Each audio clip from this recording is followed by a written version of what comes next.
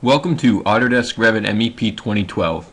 My name is Tom Cassell. I'm an MEP technical specialist with MicroCAD training and consulting. Today's presentation will be on modeling with plumbing in Revit MEP. So this is going to talk about the benefits to using Revit and a BIM technology in order to generate a 3D model for both coordination purposes and to make construction documents in Revit. Let's start by talking about what Revit exactly is. Revit is different than AutoCAD. It's not a vector-based program. It's actually a database-based program where we're creating objects such as pipe and pipe elbows and fittings. We're putting in plumbing fixtures, and if you get into the fire protection, we'll be using sprinkler heads and different objects. We aren't going to be drawing lines that represent these objects. And by adding these objects to a Revit parametric model, what we're actually doing is we're adding information to a database.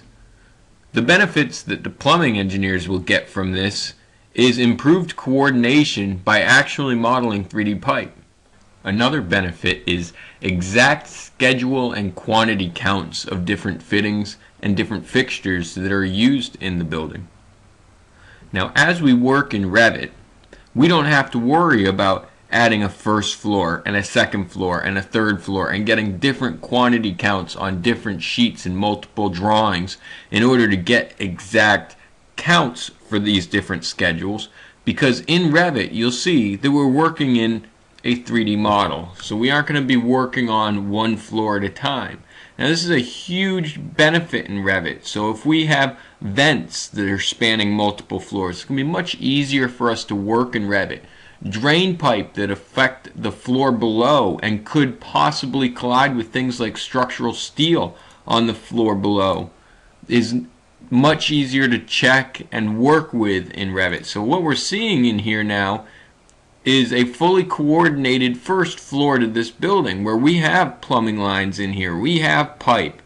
If I just change detail level, you'll see that in here we have sprinkler pipe running near duct, near exhaust duct, supply duct, return duct. We have a chiller supplying the building for heating and cooling. We have hot and cold water domestic lines. We have sanitary lines all running in this area. And Revit improves the ability for us to coordinate with the other disciplines across multiple floors in larger buildings. Now this also works on a smaller scale. What's the difference between laying out a bathroom on a big building and laying out a bathroom on a little building? Nothing. There's just not as much to coordinate around. So you're still going to notice that there's incredible time savings over the course of a project. Now, even if the aspect of 3D isn't appealing to a plumbing engineer, I'll show that in a plan view, creating 2D plans are still faster and more accurate in Revit than they would be in AutoCAD. I'll also show that managing and maintaining annotation is quicker and more accurate in AutoCAD, as well as creating construction documents and printing the final production set is faster. All of these benefits added up make Revit appear far superior to any 2D CAD-based program, even in the plumbing discipline, and I look forward to showing you the features that'll help. We'll start by working on a 2D plan view and talk about how easy it is simply just to lay out the pipe. And I'm going to even start with a hot and cold water line, so we're not dealing with slope pipe to begin with. So to start, what I'll do is I'll zoom in on an area right here, and we're going to try to connect this sink to this hot and cold water line. And I'm going to do it in two different views. I'm actually going to have a second view open that's going to benefit working in Revit. So you already see we have some normal symbols. You have your drop symbol, you have elbows, you have T's. So we're seeing a lot of the common symbols that you're used to using in AutoCAD. But instead, I want to actually connect this to a sink. Now to show you the AutoCAD way, it would be a matter of just simply going in and inserting the right elbow symbol here and then drawing a line and snapping and making sure that's on the right layer. Well, in Revit there's a little more to it because there's coordination involved. So what I can do in Revit is I can use a quicker method, and I can take this sink and tell it, you know what, I want to connect the cold water connection, which is 1/2 inch round connection, to this pipe. And it'll automatically route that. Now, sounds great in theory, works wonderfully most of the time, but let's connect the hot water the same way and let us show you what this really did. Looks like it's simply drawing some lines and inserting a couple symbols for you, when in actuality it's doing much more. In 3D, this is everything that just drew. Let me undo. I'll show it to you again with a hot water line in 3D. I selected the sink. I told it I want to connect the hot water to the hot water line. And it automatically knows to put elbows in and transition up. Well, you know, I'd like it to actually take more of a drop here, just to give me a little bit of room in case something might change. I'm actually elbowing in through the countertop, and I don't want to do that. So I can take this and move it down to a lower elevation. And it's going to stretch and readjust all the rest of the pipe with it. So working in 3D is just a matter of making sure you have this one extra number correct that deals with the elevation. This is 1/2 inch plumbing line, and this sink happens to know a lot of information about it. Let's go back to plan view for just a moment so I can show it in plan. If I select the sink, I have the ability to change the sink to any plumbing fixture that I currently have loaded. So you see I can change it to a vanity round sink. I could change it to a floor drain. I could change it to any plumbing fixture I'd like. There's also a large library of plumbing fixtures that I'm capable of loading in. But if I edit the sink to look in more detail on this sink, I notice that the hot water radius is 1/4 inch, the cold water radius is 1/4 inch, the drain radius is 3/4 inch. So I get my 3 connection sizes. I get material if I choose to edit material. But finally, I get my hot water fixture units, my cold water fixture units, and my waste fixture units. One of the advantages to Revit MEP being parametric is if this is a generic sink that comes with Revit, ships with the program. I didn't need to go find it and download it. This is not manufacturer specific. However, if I did download a manufacturer specific sink, I'd have the ability to change the width, the length, or any of my connection sizes, or the sink depth, the drain size, in order to match whatever the manufacturer specifications are. So a lot of times you can get a sink, a generic sink, that's really close to the manufacturer unit, and then just make a minor adjustment. The same can be said for any other plumbing fixture, such as drains or any of that units. Since the sink knows what the cold water and hot water fixture units are, and it understands flow, if I now select this pipe coming out of the sink and I go look at the properties of the pipe, I put in 1/2 inch pipe. Well, the program actually put in 1/2 inch pipe because it recognized that coming from the sink.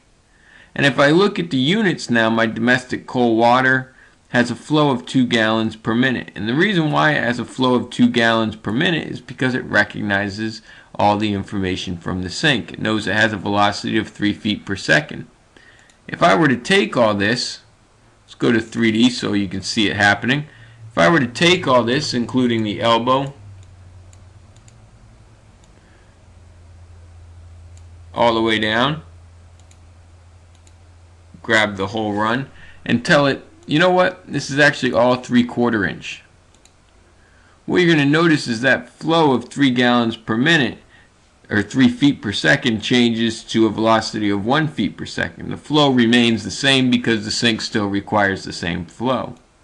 So any adjustment to this pipe will automatically adjust information such as flow. Now, working our way down the line, if I were to grab the main branch here, or the main branch here, the main branch here now knows it needs 4 gallons per minute because it's supplying 2 different sinks. The branch here should, of course, recognize 6, and so forth and so on. It also understands things like pressure drop. It understands the flow state. It understands diameter, cut length. So you can accurately determine how much pipe we're going to need in order to make this run for both the hot and the cold water. And that's going to come into play more later on in the scheduling. Our next step will be to talk about the more difficult process of plumbing, which is the drain pipe. Drain pipe is most important, mainly for coordination with other disciplines, especially in 3D. It's very important for an engineer to understand at what elevation different points of the pipe are at, because it may collide with important objects such as structural beams or braces or columns that can't be moved, and that the pipe would have to be routed around. And since drain pipe has to maintain a slope, it's important to detect those collisions now before you find them in the field. It's much more difficult to make corrections and maintain slope in the field. So what you're going to see is that to draw a pipe, I'm going to change this to double line pipe so I can see it a little clearer just by changing one field in Revit. So now here's my pipe. The pipe we're working with is at an 1/8 inch slope and it's 2-inch diameter pipe. I'm just going to go to home. I'm going to draw a new pipe. And I have options for pipe to tell it to slope up and to tell it what the different slopes I have available are. Now in Revit we can predefine these slopes, so if you need more or less slopes, it's really easy to just fill in new numbers. I can inherit size and inherit elevation. In other words, the minute I snapped to the end of this pipe, it inherited 2-inch at 9-foot elevation or whatever elevation that edge of the pipe was at. And it's going to continue to slope up at 1/8 inch equals a foot until I take this corner, round the corner, and I'll just run it to here where it's going to eventually vent. I can take the pipe, back it up if we're going to vent it out differently. Say drop it there, and take a look at my pipe.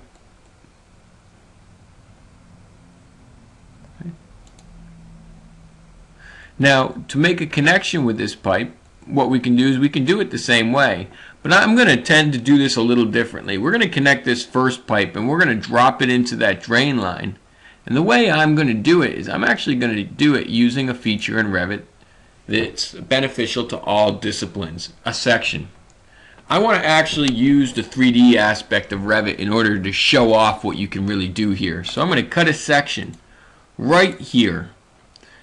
You know what, I just want to see that sink in order to drop out of the drain and connect into that drain line. So I'm going to drop the section right there, and let's go look at what that section is. Now, we're only working on the first floor, so I'm going to take this section, I'm going to pull it down just to the first floor here, pull it up just to the first floor. I'm going to go to fine details so I can see the pipe. So there's all my hot and cold water lines as well as the drain. And what I can do with this is in 3D I can use this to create a slope where it will drop, it will slope down and align with the other drain pipe. So I promise you now that's sloping at an 1/8. And then I can drop it right into the main line. Now if I show what this looks like back in plan view, you can see now that I have my drain dropping down and going right into my main line. Show that to you in 3D. There's that same dropping down and going straight into that main line, which is sloping at an 1/8 inch equals a foot. So everything's doing what it's supposed to. Okay. As far as detail goes, and a lot of people will say, well, that's not the elbow that should be used there, that's not the fitting that should be used here. There are lots of different fittings that can be used. I do have a PVC fitting that can be dropped in. It looks more like a bend. I do have Ys that can be dropped in. I have Ts that can be used. So there's a lot of fittings. The library of fittings is pretty extensive within Revit. A lot of other plumbing engineers would say, well, that's not right. There's going to be a trap here, and if you're not showing the trap, it's not accurate. Well, there's really no reason to model the trap. Could I? Yes. We do have some in the library. I could take it, actually just put it in, so in which case I'd just drop this down, say 3 or 4 inches or so, and then put my trap in and then trap off to the drain and bring it down. That's possible. There's a lot of layouts that definitely could be created at this point. I'm just showing you one example of what could be done. But don't forget there is a level of detail to where The model doesn't need to know that there's a trap there. When I detail this view, it'll get the P-trap that it needs. So at this point, I can do it a little quicker just by taking this and saying connect info. We'll do it with the last sink first. I'll grab the last sink. We can say connect info and connect it right to the drain. And it goes in, yep, it connects it. Everything looks good. I can take this, connect info, connect to the drain, and it's going to drop it all in. So everything here now looks good.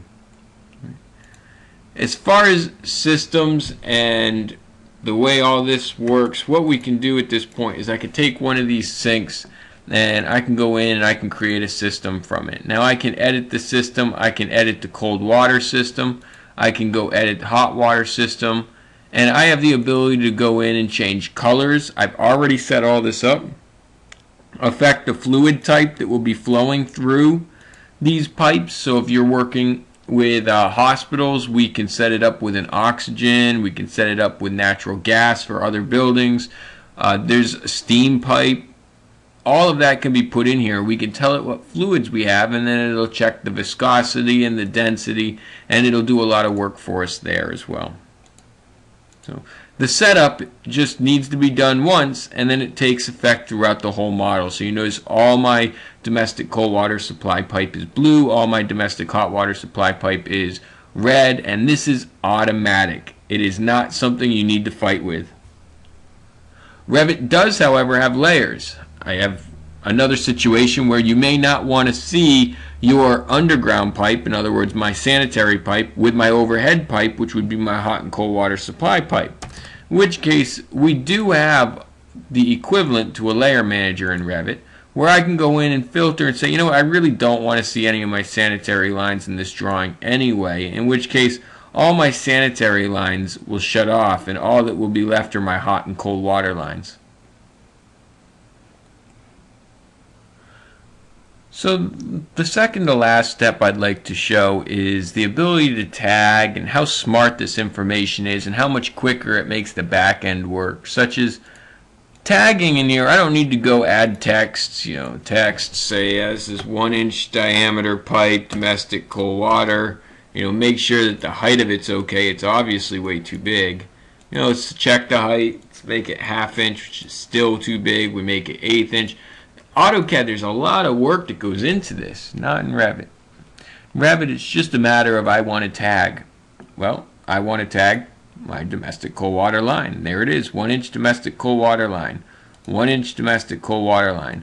Now that's a 3/4 inch hot water line. Problem is we never labeled it hot water. So it takes one moment for me to go into my domestic hot water, and then same settings, add a domestic hot water abbreviation, which will instantly populate, as you can see already, out to the tag. Now not just the tag on this line, but if I go in and tag, but on every pipe that is connected to this system now knows it's domestic hot water or domestic cold water. So it's going to make life a lot easier when it comes to tagging and annotating objects as well. Now this also includes, it's the same tag button, but this also includes doing things like tagging plumbing fixtures. So this is plumbing fixture. We're going to say this is P1, so P-1. It's fine. Notice instantly it knows that the other urinal is also P-1. Well, this is going to be unit P2. Now this time I'm going to do it slightly differently. I'll go into the unit and I'll say this is P2. And it's not just going to update the tag on one unit, it'll update the tag on both units. So I can take the tag, move it outside the unit. Maybe I'll take the tag and add a leader or an arrowhead to it to point to the unit. So there's a lot of different options here for tagging your equipment and tagging your plumbing fixtures. So the last two features that are left on the list is, one, we've gone and added all this information to the database. We've drafted it much in the same way that you would draft an AutoCAD, where we were able to draw pipe very quickly. Given we were able to draw sloped pipe pretty quickly as well and make sure it's sloped, and it's 3D, so we'll be able to get collision checks out of this between our pipe and other disciplines. But on top of that, by adding all these fixtures to the schedule and by adding all this pipe to the drawing or the database, we can pull it out in a schedule extremely quickly. So I've already have one set up, but I'm going to make another one in just a moment. And I have a plumbing fixture schedule that is instantly going through this entire building, and it is letting me know every plumbing fixture unit that's in the entire building. Now it automatically is counting that I have 16 19 by 19 units that have a cold water fixture unit of 5 and a waste fixture unit of 4. Now that was assigned to the unit itself, and we could have changed it while we were drawing, but you know what, at the time I wasn't completely sure who the manufacturer was and what the model number was, so I wasn't completely sure, depending on the manufacturer, what the exact cold water fixture units are or the waste fixture units were going to be. Well, these schedules are completely editable. For example, if I want to consider this drinking fountain P4, I can now just update that to P4. Now this wall urinal is actually going to end up being P7 after I renumber all these. So in this schedule, I can feel free to make changes on the fly. So this will be Kohler, this will be American Standard. And I can fill out this information right here in the schedule. And what it does is it goes back to that first floor plumbing plan, and as you can see, the urinals are now P7. And if I go back, I can make any change you want to the schedule, and since it updates the database, it then in turn also updates the floor plans, the sections, the elevations, the schedule itself. I can go to any view and instantly update every view. It's all linked. No more counting with sheets and making sure that everything's right and then having to have an Excel spreadsheet open off to the side and make sure the quantities are updated. If a bathroom gets rearranged, an extra stall gets added, you don't need to worry about going through and updating flow to make sure that your sanitary waste line can manage it. Your schedules do all that for you. Now to show you how this can be set up, I'll make a quick one that's a little unrelated, but I'll make one nonetheless. I want to know how much pipe I have in this drawing.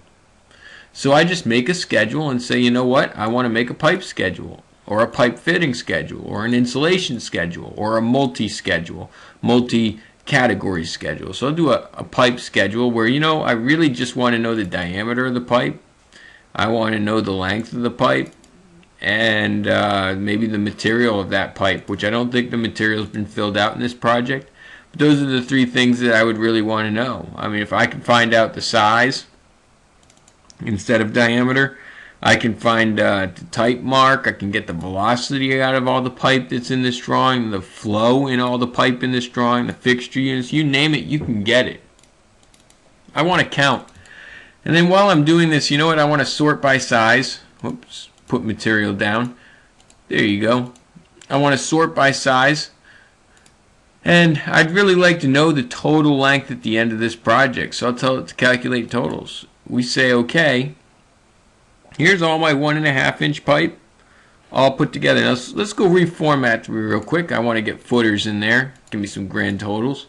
So I need 17 feet 9 and 13/16 worth of 1.5 inch pipe. And I was wrong, the materials were all filled out. So I can even separate this further and figure out how much 1.5 inch plastic PVC I'm going to need, how much copper I'm going to need, how much carbon steel I'm going to need. And this schedule doesn't ever need to be printed, doesn't need to be given to anybody. It can be used simply for internal estimation, but the point is, it's going to save a lot of time in the estimation part of plumbing that you don't get when you're working with AutoCAD. And finally, the last topic to be covered is the ability to print out of Revit. Revit has the ability to make sheets, and notice all this has been contained in a single file, so it really makes everything a lot easier to access and a lot quicker to organize. So I can go through and make a new sheet, and it thinks this is an electrical sheet because the last one I did was for electrical, but this is actually going to be P101, which will be my first floor plumbing plan or bathroom plan or hot water plan, whatever it is you want to call it. The building will be MicroCAD Training Center, and the owner, of course, will be MicroCAD. And we can go through and fill out all the rest of this information as well to make it up to date. But to put my plumbing plan on this sheet is just drag and drop. I'm going to take the view that I've spent all that time working on and I'm going to drop it on the sheet. I'm going to drop it on the sheet and I'm going to realize, well, you know what? It doesn't fit. Well, it's because I messed up. It's not a big deal. It's real quick to fix. The only thing that's going to go on the sheet is this one bathroom area. I don't want to see the whole building. So with a click of a couple buttons, I can take this and say, you know, I really only want to see this much of the building. The reason why it came in that big is because I told it I only want to see this much of the building, but more importantly, I told it I want to see it at a 1 inch equals a foot scale. Essentially, this view is your viewport, and I had it set and brought in at a 1 inch equals a foot scale. So I go back and look now, and here it is fitting my sheet quite nicely at 1 inch equals a foot scale. I can make a second sheet, right click, new sheet, P102, and this will be first floor plumbing sections or details. Let's call it details. And on this sheet we can go and put anything else. So I can go add my 3D first floor 3D view. I can fix the scale of that so that way it's something a little more realistic, like ½ inch equals a foot. Make it considerably bigger. Right. I can go edit that as well so that way it crops down to only show me the area I want. So you can print your 3D view as well. While I'm here, I may actually realize too that, you know, I forgot I really wanted to tag. So just so you know that in Revit I can take this 3D view and that tagging feature that I showed you earlier, I can go through and drop tags on here at ½ inch or at 1 inch equals a foot. Say, you know what, I want people to know that that's a 1 inch cold water and a 1 inch hot water line. Something I'm not going to do. As soon as I make those adjustments, I can take that 3D view and re-drag and drop it. Put it right back on. So there's the 3D view. Next to that 3D view, I'd really like to show the section that I created earlier. So I can drag and drop that section on there. Put the section right next to it.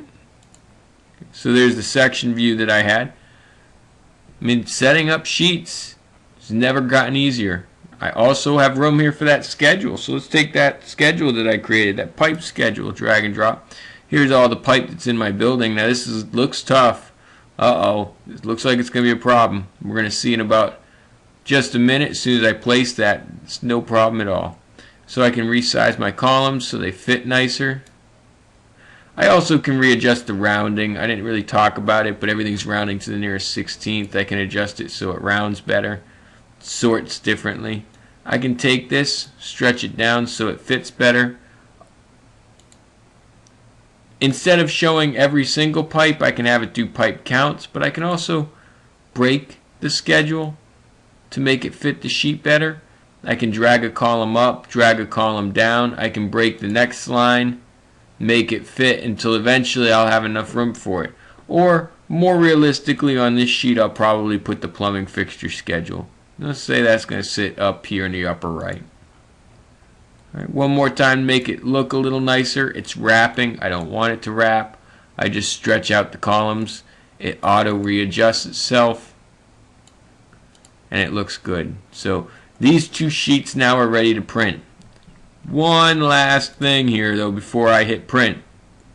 I just put this section as detail 2. It's called section 6. I'll rename it later, but it's detail 2 on P102. Let me go check the first floor plan for a moment.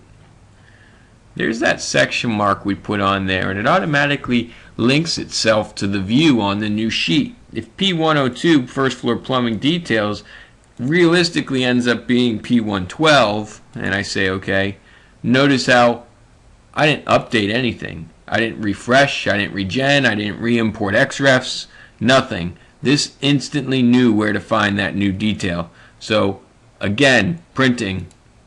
Really, really easy. By the time you get to this point in your project, it is drag and drop, click and print. Thank you for joining me with a session on Autodesk Revit MEP. This has been a presentation on BIM and modeling with plumbing in Revit MEP. My name again is Tom Cassell. I'm an MEP technical specialist with MicroCAD training and consulting, and I am fully versed in all of Revit MEP. So if there was anything specific that we didn't get a chance to cover, we'd be happy at MicroCAD to help you answer any specific questions toward your business or what you're doing, or something that you may or may not believe that Revit can or can't do for you. You can get a hold of us at 617-923-0500. Thank you very much and have a great day.